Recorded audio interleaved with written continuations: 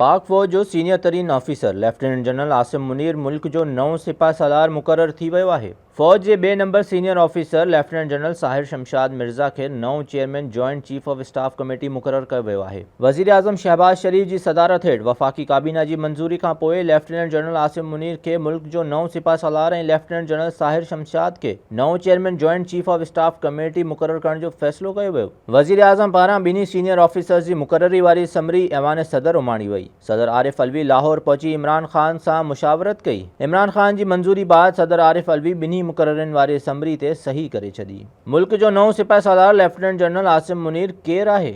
Lieutenant general Asim Munir Mangla training school मां pass out कयो। इन फ़ौज में फ्रंटियर फोर्स रेजिमेंट में कमीशन हासिल कई। General Asim Munir Medina Munawwara में लेफ्टिनेंट कर्नल तौर मुक़ररी दौरान कुरान पाक बि हिफ्ज़ कयो। जनरल आसिम मुनीर हाणोके army chief general Qamar Javed Bajwa जे मातहत ब्रिगेडियर तौर फोर्स कमांड नॉर्दर्न एरियाज़ में फ़ौज जी कमान संभाली। जनरल आसिम मुनीर खे 2017 में DG मिलिट्री इंटेलिजेंस मुक़रर कयो वियो ऐं अक्टूबर 2018 में खेसि ISI जो सरबराह बणायो वियो। हू मुख़्तसिर अरसे ताईं इन उहिदे ते रहियो। ISI जी क़यादत खां पोइ लेफ्टिनेंट जनरल आसिम मुनीर खे कोर कमांडर गुजरांवाला मुक़रर कयो वियो ऐं 2 सालनि खां पोइ हू GHQ में क्वार्टर मास्टर जनरल जे उहिदे ते मुक़रर थियो ऐं अञा बि इन उहिदे ते कमु करे रहियो आहे। लेफ्टिनेंट जनरल आसिम मुनीर पहिरियों आर्मी चीफ हूंदो जेको मिलिट्री इंटेलिजेंस ऐं ISI में कमु करे चुको आहे। जनरल आसिम मुनीर पहिरियों आर्मी चीफ हूंदो जंहिंखे एज़ाज़ी शमशीर बि मिलियल आहे।